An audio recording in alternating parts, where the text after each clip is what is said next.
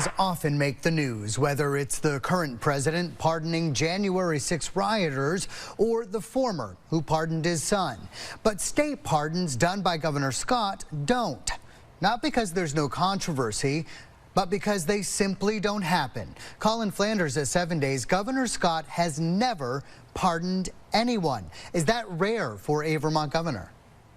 Yeah, that's definitely rare. So the state archives have data going back many years. And while some of it's not full, I mean, we're talking hundreds of years going back to the first governor. But looking at least 1950, Governor Scott would be the first governor in Vermont to not issue a pardon were he to end his term today. And now I want to be clear, he still has time. It's not rare for governors to issue pardons on their way out the door, sometimes to avoid the blowback that they can cause. But as of right now, he would be the first governor in at least 75 years to not issue at least one pardon. And that includes some governors who are only in office for 2 years, but Governor Scott has been in office for more than 8 now. He's one of our longer serving governors, and so we thought it was noteworthy. What do pardons do if someone is granted one in a state case, and really who's asking for one?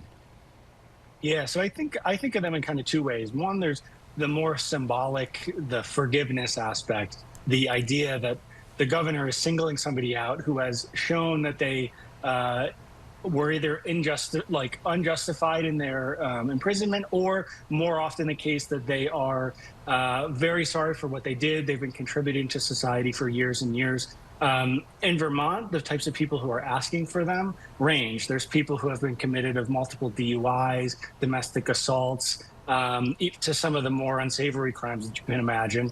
What would happen if they were to get a pardon? They would be able to get those crimes expunged. Right now, Vermont laws dictate what types of crimes can be expunged, meaning the records are destroyed. You don't have to say you were committed of the crime.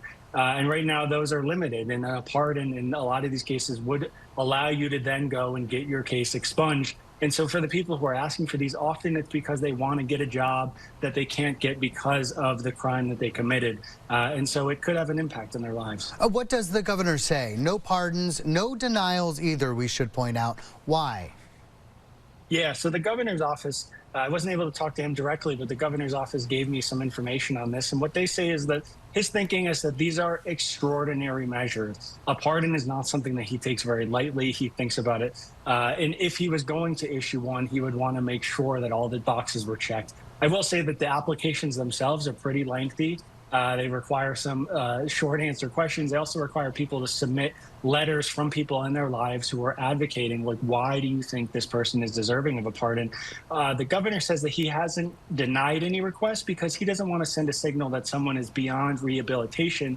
He might just want to see more of a track record of giving back to society. The challenge is that a lot of the people who are applying for these don't know that. They're not getting a message either way of why their application hasn't been dealt with. They're stuck in a bit of purgatory.